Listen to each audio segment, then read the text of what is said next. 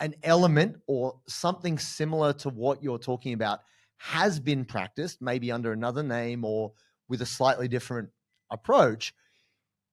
Can you, like, I know you've talked about that. Well, let's talk about that more. Plenty, but I guess the difficulty, I mean, obviously this is, you are, your team, your approach has produced a world champion, has brought someone to the highest level of competition against the best in the world. So, man, that's great. That's amazing achievement, right? That said, obviously, we have a short time period. So it's like, but all that came before that, whether it be judo, wrestling, whatever it is, there's always a focus on specific instruction around technique, nuance. For sure. What I wanted to ask you about is what do you see? Why do you kind of push that aside in terms of specific feedback and allowing people to learn ecologically? Like, what is it about that specific instruction that you feel is not applicable to the learning process? For sure. So let's talk on three ways. So the first way that we think about it is most athletes get better at their sport despite their training methods, meaning most of the stuff that an athlete does doesn't have any transfer. Whether the intention is well-reasoned or not, the environment... Do you mean all sports? Like all sports. All sports. Pitching, hitting with a bat. Yep. Serving a tennis ball. Yep. Literally anything. So I think athletes... What's that based on? Well, it's based on the complexity. What would bring you to say that? Okay, so that's the second point. It's based on this idea of constraints. So constraints are just things that are ever present that affect the quality of behavior. A constraint limits options. So we can think about constraints in many different ways. We can think of someone's body, like the way they're shaped, as a constraint. It will basically funnel the behaviors that are possible. But we could think time as a constraint. It could be like in training time, or it could be lifetime. Maybe I start training when I'm 35. That time constraint will affect the quality of my behavior that comes out when I start training at 35. Culture. Let's say a room with a bunch of guys who train really hard and just, nose to the grindstone every day. That's a constraint. That's going to affect the quality of behavior. So there are so many things going on in an individual and of an individual that it's hard to say what exactly is creating the result. So that's what coaches do. They try to constrain things or manipulate constraints, and we've done this since the beginning of time, to try to determine which actions taken will affect the athlete in such a way that we create a positive growth in their performance. And so the traditional model assumes that drilling is what causes the change, or explicit instruction, detailed instruction is what causes the change. But they don't investigate it. They just assume. And so, which is fine. We all start with assumptions. But to say that one thing causes another thing, we would have to do a deeper investigation to see if that's really the case. Oh, yeah. And I mean, look, there is so many variables, like you're saying, culture, the body type, all this thing. But I guess what I'm trying to get to here is that in the history of martial arts, whether it be striking, grappling, weapons, the repetition of a single skill over and over again towards the idea of mastery, which is kind of unattainable, but it's this nice goal for perfection, right? It's almost meditative in its approach. It's almost like a religious devotion to be the best, right? And you strike me as a guy who's about that. I am. Like, how do you come? Like, obviously, you're going based off a degree of sports science research and learning methodologies and all of this. But how does that sit with the idea that the highest level of skill is attained through precise and exacting endless repetition? So when that very question was investigated about 100 years ago, the repetition effect and the consistency effect that you're talking about didn't exist. So that was fascinating. So when the researcher Nikolai Bernstein discovered this, he was like, holy shit, something's going on. So everyone knows the story, I think, but you can look it up if you'd like. A Russian researcher named Nikolai Bernstein was asked to look at blacksmiths' productivity because they wanted blacksmiths to become more productive. So he studied the best blacksmiths in the area, in the industry, whatever he was studying, and he noticed something interesting: that the advanced blacksmiths, when they were swinging the hammer to hit the anvil, they never missed the iron, but their swing was highly variable, meaning it was not consistent. The original assumption was that the better you got, the more consistent your swing would be. But that was not the case. It was actually the opposite. The novice blacksmiths had a lot of consistency in their swing, but not a lot of consistency in hitting the iron. But again, the elites were different. Again, high variability in the swing, low variability in hitting the iron, meaning hitting it often. So that was fascinating. So then it came to a different question. What is controlling movement? If repetition doesn't create consistency, then what is allowing the blacksmith to consistently create the outcome that he's looking for? Okay. And so this led to a line of thinking that there is a type of what's called reciprocity. Basically, all this means is like I am interacting with my environment and my environment is acting with me, and that relationship is connected. And we both affect each other. And there's something going on out there and something that's going on in here that's communicating my ability to achieve that outcome of consistency in the face of variation. But relevant to that, um, I that's one conclusion from a study relevant to a physical action. And I think of jiu-jitsu and grappling as being some of the most complex physical action you can have, because it's not you versus a static thing like just a person lifting Right. weights. It's you versus a human, which is the dynamic variability is crazy. Massive. Right. It's wild to be able to think that you can just replicate things in a set way. I guess what I'm trying to understand here is there's a lot of people in jiu-jitsu who would like to get really good. Yep. And maybe they're never going to be a world champion, but they want to get as good as they can get. And Yep. and you know, maybe they can train 3 times, maybe they can train 5, 6 times, whatever the deal. What I'm trying to kind of get to the heart of here, Greg, is if you've got someone who doesn't even know how to turn on the car, they don't know how to use the clutch. They don't even know how to use mirrors. They have no orientation. How is it that putting that person in live traffic in a car is the way for them to learn? Now, that might be too crude an analogy, but for sure, as is with chess, if you don't know how the pieces move, just telling them to play a game with somebody, that it doesn't seem like that's like specific instruction around how pieces move would be the first step in teaching someone how to play the game, surely. Well, I think you're confusing some things, but that's totally okay. So Please. one is if you don't know, because the pieces represent something in chess, they're symbolic in nature. So knowing the rules of the game is not the same thing as telling someone how to move the pieces. So the direct analogy would be something like this. Once they knew how to rules of the game, traditional coaching would be like, okay, when you grab the bishop, I want you to grab the top of it at 90 degrees to the head, and I want you to squeeze with just enough pressure to slide it diagonally 4 places and then stop there. So when you let go of the piece, I want you to slightly let go, bring your hand back to your head, reach over and touch the clock.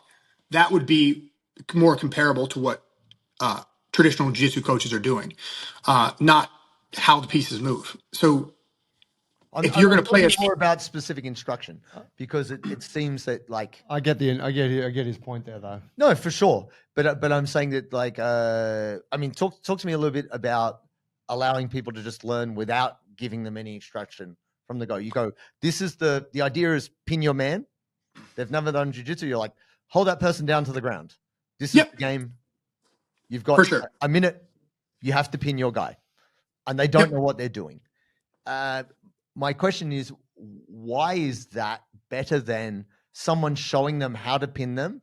And then like, why is it important for someone to not receive that specific instruction and just do the game?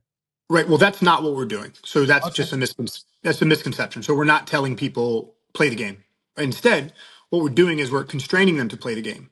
So what we're doing is we're picking a piece of the game, we're shrinking it down and creating a scale. Okay. So we would put a person in a situation, let's say pinning chest to chest, just put our chest on our partner's chest, and we would give them a very simple task. Your goal is to continuously keep your chest on your partner's chest and not let them move. You're going to try to hold them down any way you can. You can move your body around however you'd like. Bottom player, your goal is to put your legs back in front of him. If you can put your legs back in front of him, you win the game. So top player, as you're holding them down chest to chest, stay away from their legs. Go. And then you let them play. And what they do is they start developing a context. So they're starting to receive information from the exchange. So they're attempting or intentionally trying to perform the action, hold them down chest to chest and move around and stay away from the legs. That is the information they're going to use to make decisions from. How to move their arms, how to move their legs, when to move their arms, when to move their legs.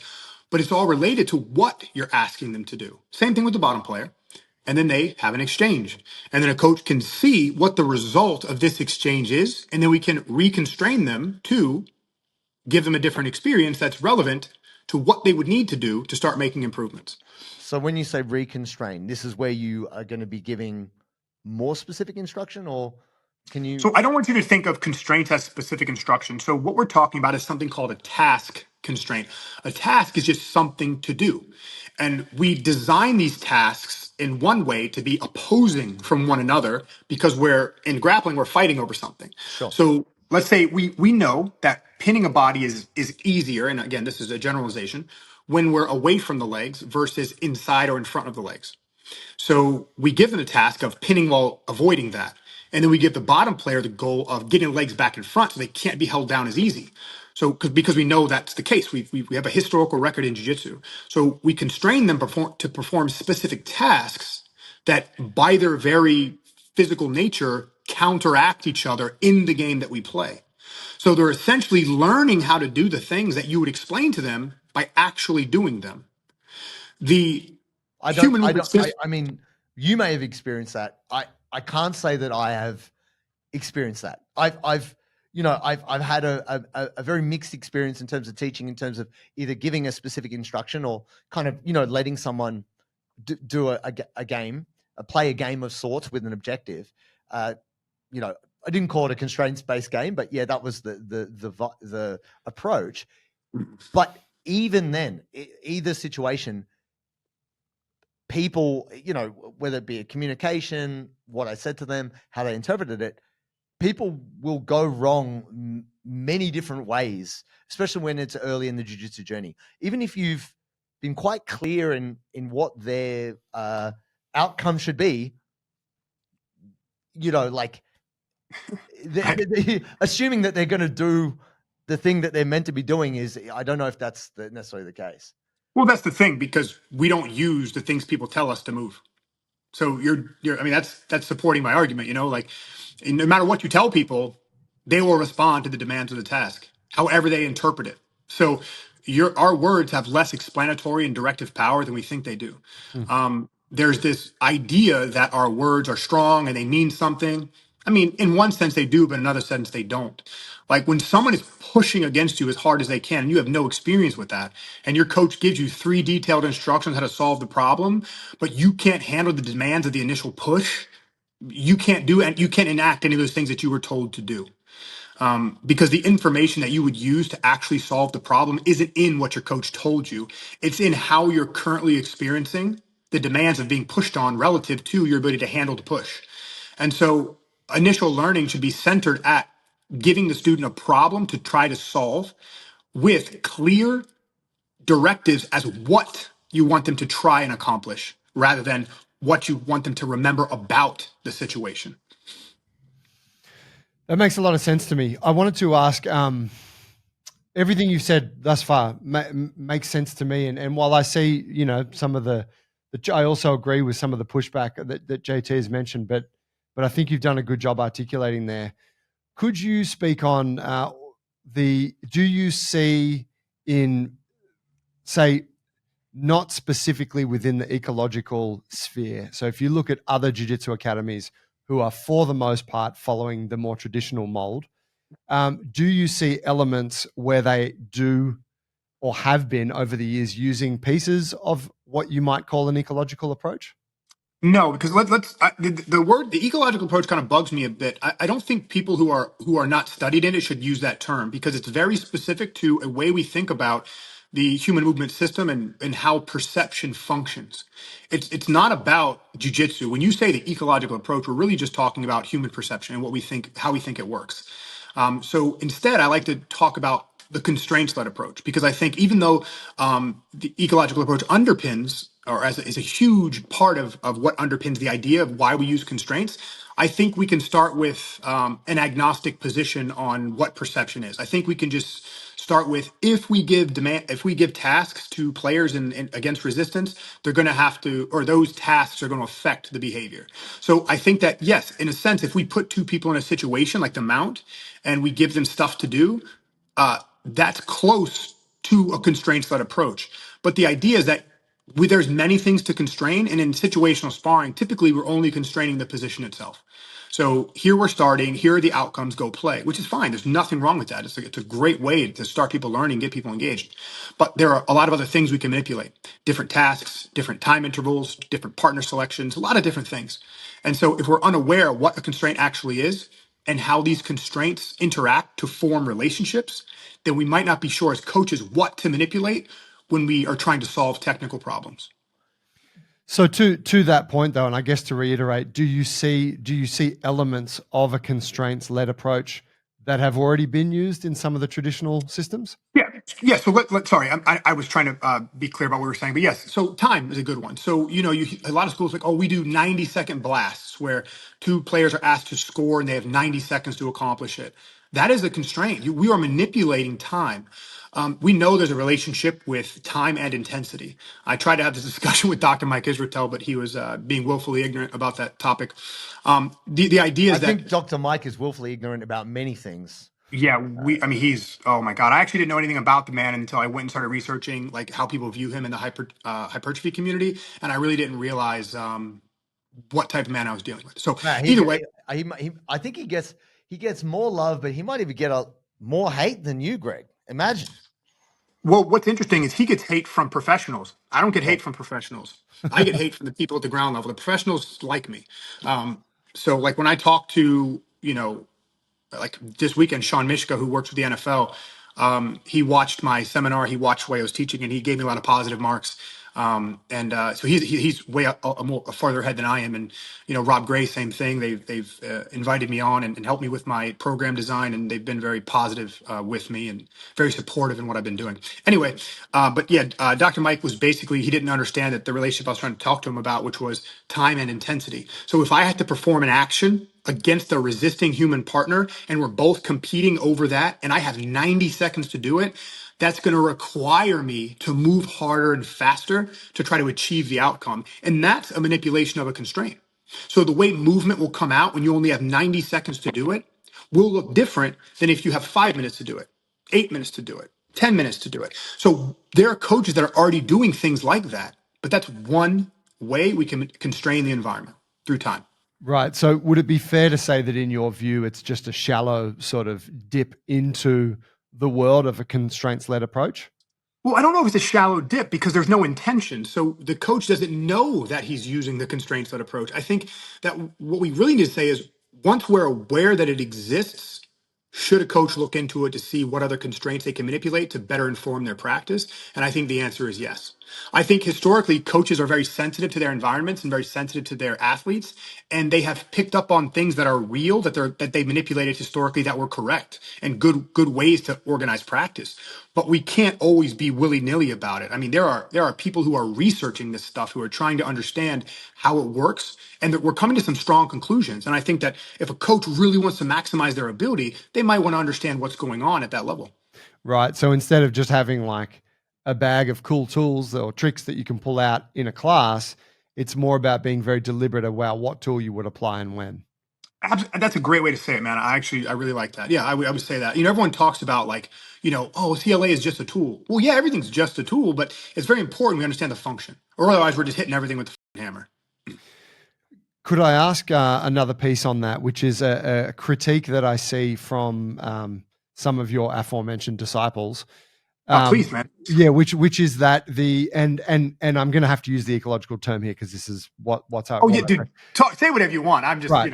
But no, and I appreciate the definition in that way. But it's a lot of the critique about what you're a proponent of is that people are like, well, we already do a bit of that. We do a bit of the traditional thing. We do a bit of the constraints-led /eco thing.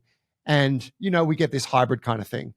The common critique on that is if you actually knew about the eco thing, it's not possible to hybridize them because It's correct. it's a whole different paradigm on something. Can you expand on that for us? Yes, this is a little more nuanced, and this is where we're going to kind of maybe get a little irritation from people who's listening, because in order to discuss it at this level, why there can't be a hybrid, we're going to have to understand a little something about the nature of information. And this is a debate that's going on in the larger community of skill acquisition. What is information and how do we engage with it? And what's interesting is this argument was started 1,000 years ago by Heracles and Parmenides, and they transitioned to like Aristotle and Plato. They were arguing about it. And it's like, we've been arguing about this one thing about information.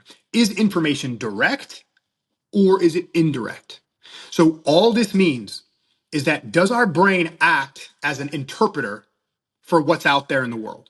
So the side that I come from suggests that the brain does not need to make sense out of the information out there because it's already specifying.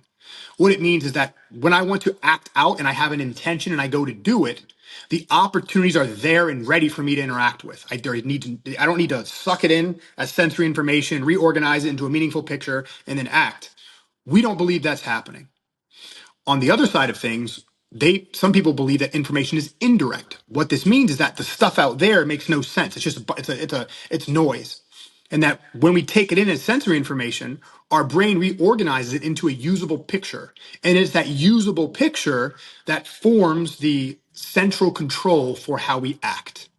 And so it really can't be both, at least at the level of movement. Now, this doesn't mean that memory doesn't play a role. This doesn't mean that previous experience doesn't play a role. We think it all does, but we think it plays a role at the level of perception.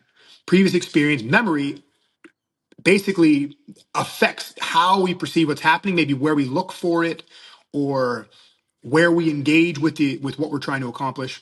So there can't really be a hybrid approach because we don't see that happening. It's a way of looking, it's a way of looking at the world, like consciousness. Fundamentally different kind of viewpoint. Are we projecting it onto the world? Is the world projecting it into us? It's right, one or the other, right? Well, it seems to be that there could be a mix, but we're not at that point where we can say that's a possibility. So I mean, people You've listened to us for long enough now. You understand the importance of building a strong, robust body for Jiu Jitsu. And this is exactly why we built the Bulletproof for BJJ app, so that you can spend the minimum amount of time in the gym while maximizing your time on the mats for both performance and longevity. Right now, you get a 2-week free trial. All you need to do is go to the App Store, download the Bulletproof for BJJ app. And if for some reason you decide that you don't love it and you want your money back, we offer a 100% money back guarantee, because we are so confident that it's going to help you and it's going to increase your longevity for Jiu Jitsu. See you on the inside. So if you can't actually say it's one or the other, then why is one correct and one incorrect? Well, I wouldn't say one is correct and one is incorrect. What I would say that when we look at sports, specifically complex and continuous systems, like a sporting system, like a people playing on a pitch or playing baseball or playing rugby or playing jiu-jitsu, it's complex and continuous. And it seems like the way that the human movement system is affected by this complex continuous system is very direct, meaning we organize our movement around the demands of the tasks that are happening right then and there. And it doesn't seem like it's affected by these representations. So, for example, when you kick a ball around a cone when playing football, proper football, when you're kicking a ball around the cone, it doesn't translate to your ability to kick the ball on the field. But when we kick the ball on the field around another player, it seems to have a better transfer effect in our ability to kick the ball around other people. So it seems like we need everything to be there, or at least most of what's there, to develop skill. We can't really decompose the skill and separate it from the environment in which we're using it. I guess it seems isn't. It seems like it seems as a conclusion or possible. Is there not a base level of coordination? Like, I'm just, you actually sold me on the jiu-jitsu piece, but now that you're bringing soccer into it, now you're talking to my people, Greg. Yeah, okay, good. Let's go. But so I'm like, holy shit, man. As a kid, I used to kick the ball, drill around the hats and all that, and then go out in the field and rip it up. Don't you worry. But my point is, That seemed an important process to gain basic motor function. Do the drills, and then, okay, live environment, to the point where I don't need to go and run around the hats anymore. Is there not a period in that early stage of basic motor development? That's actually a really good question and a good point. But the way that people on this side view it is that you're building capacity. So just running around with the ball is just a good thing to do. You don't need to parameterize it like, oh, go around these cones. If you were just around in your house or in your backyard, you're developing a capacity to do a thing that's required in the sport. So your interaction with the ball is a coupled thing. Let's look at it a different way. Imagine if you just stood in your room and kicked in the air and then expected to go grab a ball and be better at kicking the ball. That would be a more like that'd be a better analogy for what you're asking about. But just by kicking the ball and moving it around, that's representative of what's required of you when you're playing football. You need to be able to do that. Now, the next stage is you need to be able to do that in front of someone who's trying to take it from you. So dribbling around cones does not make you better at stopping someone from taking it from you or getting in your way. All right, so great point. But to that, if I've got someone who shows up to my soccer practice and they've never kicked the ball around their backyard, Yeah. I could say to them, hey, just run around the park and kick the ball. Yeah.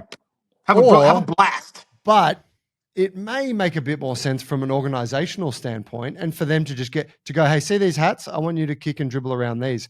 Might it not? I would say that if I had a choice, I would rather it be another person than the cones. I would say that in comparing dribbling around cones versus dribbling on a person, the transfer effect is stronger when dribbling around a person. And this is not what Greg Souders actually, this is studied. They do a lot of study on football and fundamentals and footwork and kicking the ball. And whether they tell people to kick around cones or they don't tell them anything, the transfer rate seems to be about the same. So what that suggests is that the cones are not acting as a significant source of information to change the behavior. And so you're getting good just by moving around the ball. And so, but if you want to get good at moving the ball around somebody who's moving, we would just need to have a way to scale that. So if you had an option and there was another body there, it would be better to have them practice around the body versus the cone. Right. That makes, very obvious sense. Like I don't think there's nothing that would suggest like if you could just have it more applicable to the thing you're trying to do, of course that would work better. Interestingly enough, coming on that topic of perception, Greg, I mean, people have improved at doing jump shots just by visualizing. They didn't practice with the person. They didn't pick up a basketball. They just thought about shooting a basketball. Yeah. And simply by spending time daily visualizing shooting a basketball, they improved their, accuracy without even shooting the ball. So when they improve their accuracy from not shooting to shooting, and we really, when we make these points, we have to be very sensitive to making these points because we can't make them mean more than they are. So let's imagine, let's take that exact thing. What would mean that means less than you saying a cone to a person? Do you know what I mean? If someone can get better without even practicing the skill, simply visualizing the skill, why is it such a significant jump out of the realm of reasonability versus? Well, it's where on the scale we're expecting the skill to transfer. That's really what we're talking about. So let's say we're talking about two kids and they're going to go shoot a basketball into a hoop and neither have ever done it. And you give one kid an intention and you say, I want you to imagine holding this ball and shooting it in there. And you're giving him a focus. The other kid you're saying anything to. And you say, go shoot the basket. It's hard. The kid with the intention would probably perform better because you're already priming him to look somewhere to do something. You're basically taking the search parameter of possibilities and you're shrinking it. But that's a direct comparison to two kids who've never done a thing, giving one a focus and not giving one. So in CLA, we give focuses of intention and attention. Focusing somebody's search for information or the thing they're acting against improves their performance in searching for that thing. But the continual visualization, so if you took both those kids, you had one get, okay, you shoot 3 baskets, go home and visualize, and you take this kid and you're like, all right, I don't want you to visualize shit. You're just going to try to shoot with this kid in your face, and you have them do that training protocol over 6 weeks. The guy that's not visualizing and shooting against the guy who's just visualizing and shooting occasionally will get smashed. So the study was done between those who practice shooting those who didn't practice shooting, and those who visualized. And the ones who visualized did improve. Like they measured how well they shoot. They did Correct. 12 weeks of visualization, and they Right. improved without actually practicing shooting. And these are not professionals. These are not trained individuals. Absolutely. And so early in the learning stages, intention and attention have an effect on the initial acquisition of a skill. So we're talking about the what's called the attunement and the coordination phase. Attunement is just basically getting your animal to look at something and intend to do something. We're learning how to pick up information. The coordination phase is our ability to coordinate our movement into something that looks like putting the basketball into the hoop. So early in that phase against an untrained person, what we do to their intention and attention will have a measurable effect on their ability to build the skill. But over time, that is lost. Something else picks it up.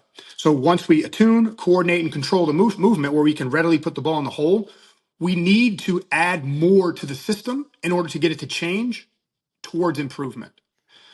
And so the mistake. I guess my Sorry. question there, just on that, have you defined at what point that is, or is it just relevant to the individual, or at what point are you, they've got the coordination, they've got the attention, they've got the intention, now we increase the stimulus? Like, have you I'm established not. where that is, or Well, so when that is? what we're talking about are artificial lines of demarcation that were used in the analytical process in the scientific model. So when Carl Newell came up with that idea, he was just talking about what happens as a skill starts to develop into one. There's no hard lines. And so the thing is that the attunement, coordination, and control are happening all the time. It's like you're not actually in and out of that phase. I mean, you're in the phase, but you can't. There's no line. The lines are something. It's artificial. It's So just, I'm someone who is obsessed with learning, loves the details, and the things you're talking about are kind of, it's a bit woo woo. You know what I mean? Like for somebody who is not as well versed in the science and doesn't know what you know, it's a bit esoteric. It's a bit hard to, it's a bit intangible, these ideas you're talking about, when you're trying to tell somebody why they should do these games. Or for sure, they're intangible even to the person that discovers them. So we're talking about how complex and chaotic systems organize. We're talking about trying to uncover what the human animal does when it builds a skill. We don't even know what we are. Like, we don't even know what consciousness is or what's happening and why it's happening. So talking about what's happening inside as we learn a skill, like, we're all just poking around in the dark, everybody. But to assume that we are thinking at the level of rigor that some of these people who are dedicating their lives to thinking at that level of rigor is a silly, silly thing. Like, if we went back to like the 1600s and we were like, hey, it's not really demons that are in your head, it's actually these germ things, people would get laughed off the stage, because we can't imagine the world of the small in a world where small doesn't even exist. So when we're talking about how a complex system organizes, from picking up information to coordinating the million degrees of freedom present in the system to get a skill that we can now control, man, that process it's non-parsable. We can't separate it to meaningful degrees and component parts like we want it to.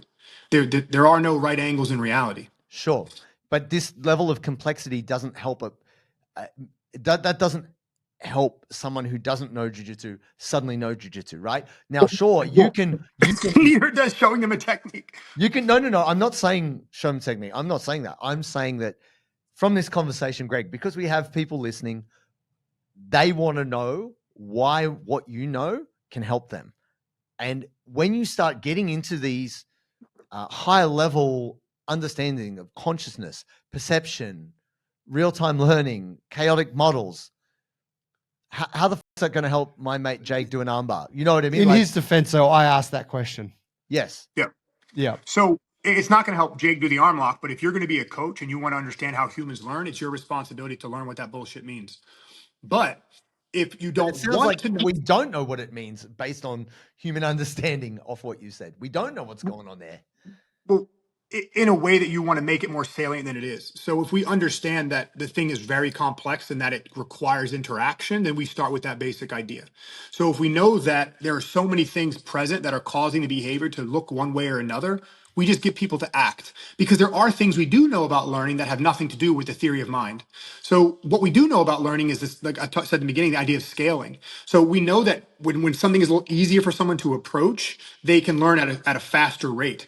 But then as that learning starts to stabilize into something they're able to do, we want to slowly start to increase that level of difficulty. So what a coach can take from this conversation is that if you want to use live practice and you want to constrain it and you want to get people to do certain behaviors, you're going to have to scale your practice without taking out resistance. So you're going to have to find what's easy enough for a beginner to do from a given situation to get them to start moving without it being too difficult or too confusing. But there is going to be some struggle and there is going to be some difficulty. We can't whitewash that out of the learning process.